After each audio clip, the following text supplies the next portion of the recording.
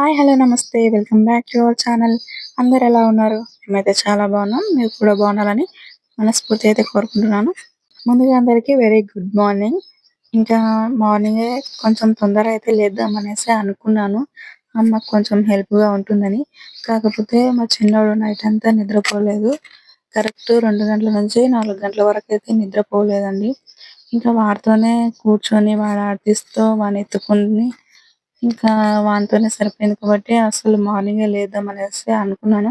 కాకపోతే లేవలేకపోయాను. ఇంకా అమ్మ అయితే మార్నింగే లేచేసి ఇంకా వాకిలైతే ఊడ్చేసి సాంపైతే చల్లుతుంది. ఇంకా మాగా నేను లేచి బయటకొచ్చానని మా పాప గూడా లేచొచ్చి ఇంకా నా మీద అయితే కూర్చుంటుంది. ఇంకా అమ్మ అయితే షాంపూ అయితే చల్లింది గదా! ఇప్పుడైతే జాజుతోనైతే అలుకుతుంది. ఇంకా మా చిన్నోడైతే పడుకోండు. వాడైతే లేవలేదు. వాడు లేస్తే అమ్మకు పని, నాకు పనైతే పెడతాడింకా. ఇంకా ఫైనల్ అయితే బుడ్డదైతే లేచింది. ఇంకా ఆమె అయితే ఇంకా నాతోనే కూర్చుంది. ఇంకా బయట చూడండి ఎంత బావుందో. పల్లెటూరు కదా ఇలానే ఉంటుంది. అదే సిటీ లైఫ్ అయితే ఇంకా ఏమీ ఉండదు. అసలు బయట వాకిన్లు చల్లుకోవడం, ముగ్గులు వేయడం అంత తక్కువగా ఉంటాయి.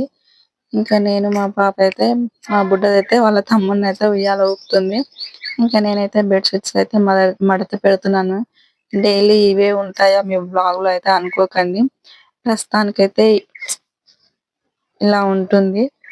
ఇంకా ముందు ముందైతే మంచి మంచి వీడియోస్ అయితే పెట్టడానికి ట్రై చేస్తాను. ఇంకా మా బుడ్డదైతే చూడండి వాళ్ళ తమ్ముడిని ఎలా ఊపుతుందో ఉయ్యాల.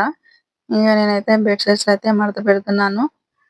ఇంకా వద్దమ్మంటే కూడా వినట్లేదు. ఊపుతాను మమ్మీ అనైతే ఊపుతుంది. కాకపోతే కరెక్ట్ ఓపెనింగ్ రాక ఆ ఉయ్యాల అయితే రౌండ్‌గా తిరుగుతుంది. మధ్యలో వాడైతే ఏడుస్తున్నాడు. చెప్తేనేమో వినదు. ఇంకా బయట మా అమ్మ అయితే పిలుస్తా ఉంది. "బుడ్డమ్మ రామ్మా బయటికని."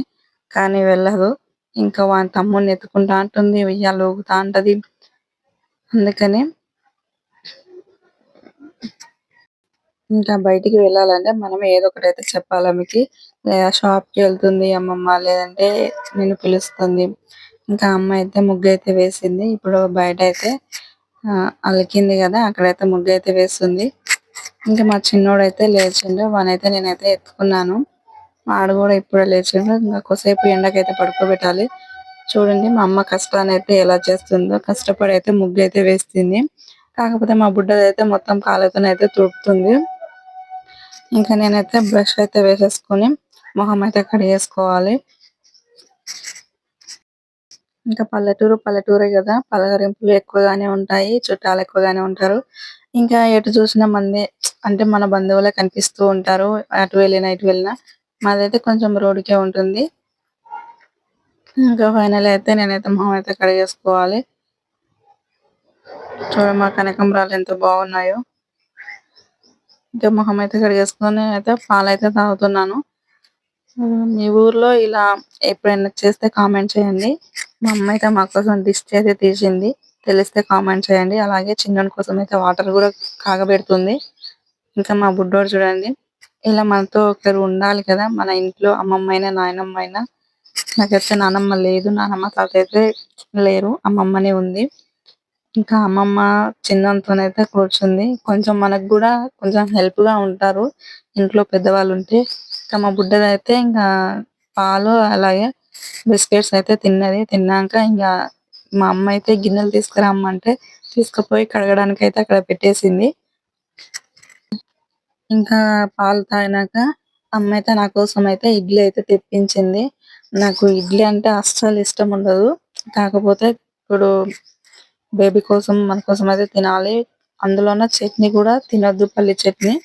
అంటే కుట్లు ఉంటాయి గదా! కొంచెం పెయిన్ అయితాయి అనేసి తినొద్దనైతే చెప్తారు.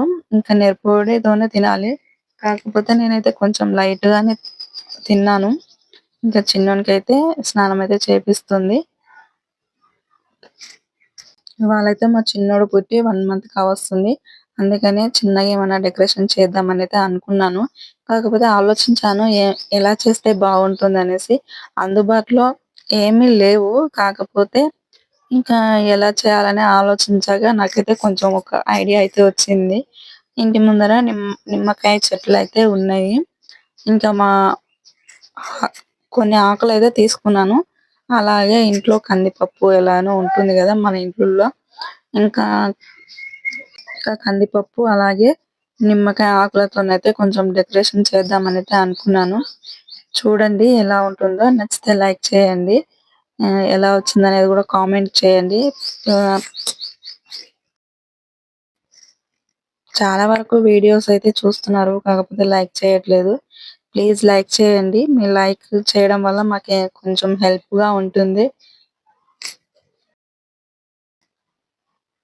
ఇంకా కొన్ని అయితే నిమ్మకాయ ఆకులు తీసుకున్నాను. అలాగే కందిపప్పుతోనైతే డెకరేషన్ చేద్దాం అనేసి అయితే ఇంకా మా ఇంట్లోనే ఒక బెడ్షీట్ అయితే ఉంది. ఇంకా బెడ్షీట్ మీద ఫస్ట్ అయితే కందిపప్పుతోన కిరీటం వచ్చేలాగైతే వేసుకున్నాను. కింగ్ కు కిరీటం ఉంటుంది కదా, ఆ టైప్ లో వేద్దాం అనేసి అనుకున్నాను. కాకపోతే ఇంకా ఎలా వచ్చింది అనేది మీరే చెప్పండి. ఇంకా చిన్నోడి కోసం అయితే ఫస్ట్ అయితే ఇట్లా కందిపప్పుతోనైతే డెకరేట్ చేశాను. ఇంకా ఆకులతోనైతే 1 నెంబర్ అయితే రాశాను. చూడండి కిరీటం బాగా వచ్చిందో లేదో కామెంట్ చేయండి.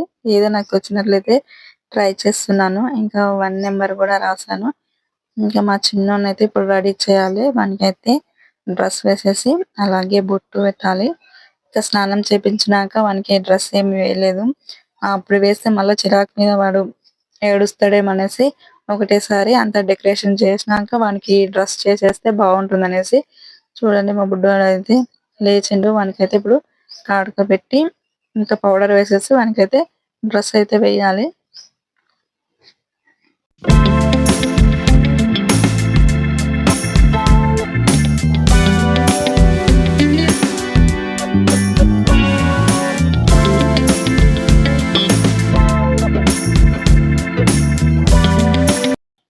మా చిన్న డ్రెస్ ఎంత క్యూట్ గా ఉందో చూడండి. ఇంకా ఫైనల్ అయితే మనకి డ్రెస్ వేసేసి ఇదిగోండి ఇలా అయితే డెకరేట్ చేసిన దాని పక్కన అయితే పడుకోబెట్టాను. చూడండి ఎంత క్యూట్ గా చూస్తున్నారో మా చిన్నోడు. నచ్చితే లైక్ చేయండి. కొత్త వారు ఎవరైనా చూస్తున్నట్లయితే సబ్స్క్రైబ్ చేసుకోండి. ఇంకా ముందు ముందు మంచి మంచి వీడియోస్ అయితే మీ ముందుకైతే వస్తాను.